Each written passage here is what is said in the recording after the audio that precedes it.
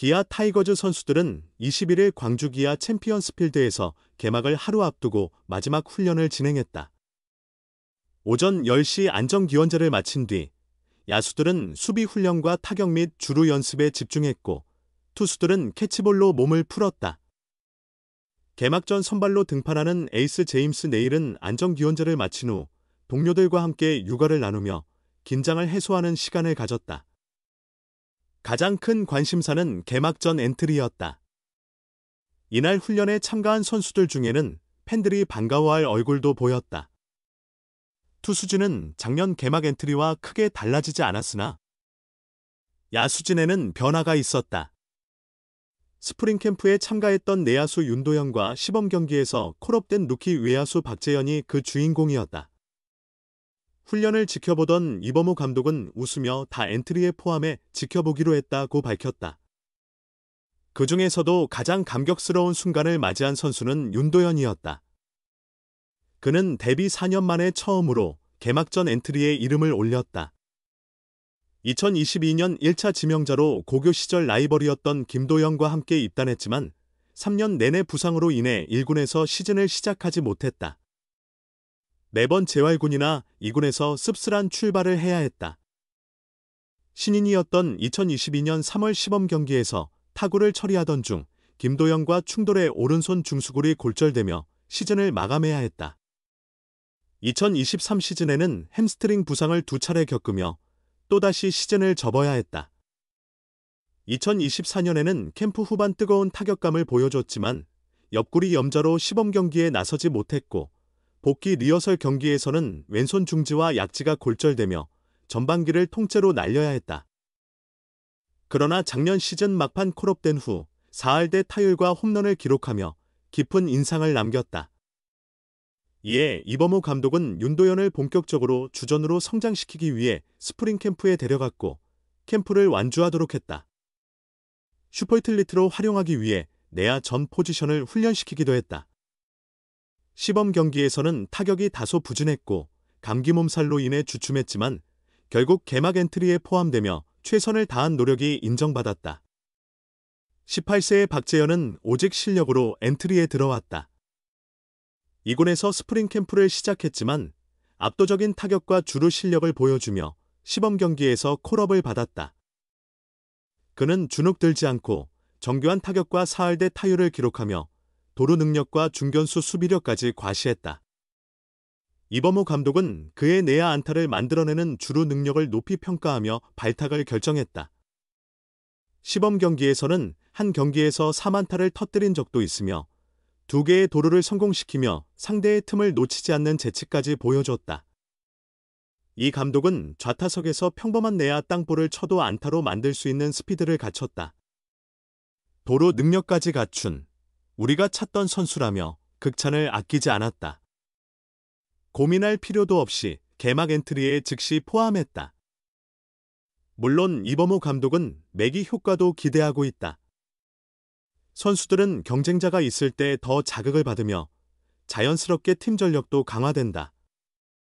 그러나 개막 엔트리에 들었다고 안심할 단계는 아니다. 개막일 2차전에는 보통 3, 4선발 투수들이 빠지고 대신 야수들의 활용폭이 넓어진다. 하지만 다음 주 선발 투수들이 합류하면 누군가는 엔트리에서 빠질 수밖에 없다. 결국 개막 2연전은 또 다른 시험대가 되는 셈이다. 그럼에도 불구하고 올해 1군 전력으로 인정받았다는 점에서 개막전 엔트리에 포함된 의미는 남다르다. 기아 타이거즈 내야진에서 주목받는 기대주 중 한 명인 윤도현은 과연 개막 엔트리 경쟁에서 살아남을 수 있을까? 2003년생인 윤도현은 광주화정초 무등중 광주제일고를 거쳐 2022 K보 신인 드래프트에서 2차 2라운드 15순위로 기아에 입단했다. 입단 동기 김도영과 마찬가지로 큰 관심을 받았다. 그러나 윤도현은 프로 첫 해였던 2022년부터 지난해까지 매년 부상에 시달렸다.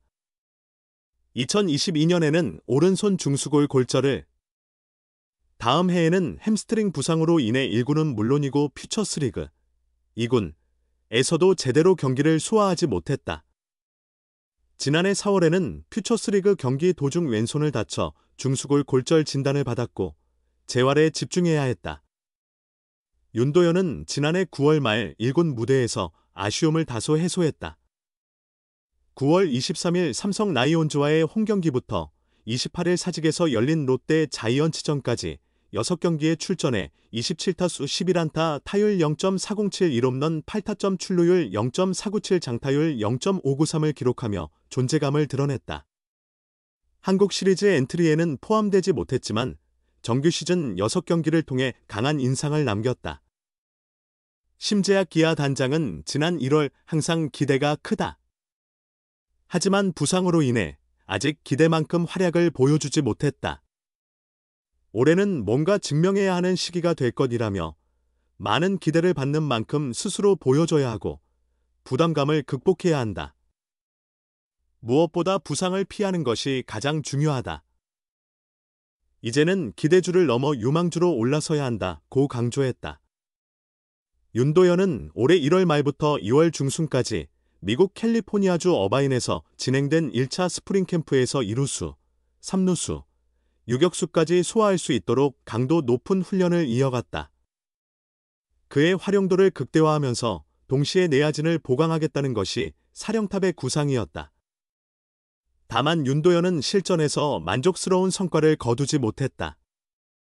일본 오키나와에서 치른 연습경기 5경기 동안 16타수 3안타 타율 0.188, 1홈런 3타점 1도루 출루율 0.188, 장타율 0.375를 기록하는 데 그쳤고 이후 14타수 1안타 타율 0.071, 1타점으로 부진한 모습을 보였다. 14일 이후로는 단 한 경기도 출전하지 않았다. 이범호 기아 감독은 도현이가 몸살 기운이 있어 빠진 상태라며 그 선수를 어떻게 활용할지가 중요하다. 공격, 수비, 주루에서 모두 기용할 수 있어야 엔트리에 포함될 수 있고 경기에 나설 기회도 주어진다고 설명했다. 이어 코칭 스태프와 논의하고 각 포지션별로 필요한 선수들을 고려한 뒤 감독이 최종 판단한다. 어떤 방식으로 선수를 활용하는 것이 팀에 더 이득이 될지를 신중히 고민해 엔트리를 구성하는 것이 맞다고 본다고 덧붙였다. 윤도현과 경쟁하는 백업 내야수들은 비교적 순조롭게 시즌을 준비하고 있다. 특히 홍종표와 김규성이 두드러진 활약을 보였다.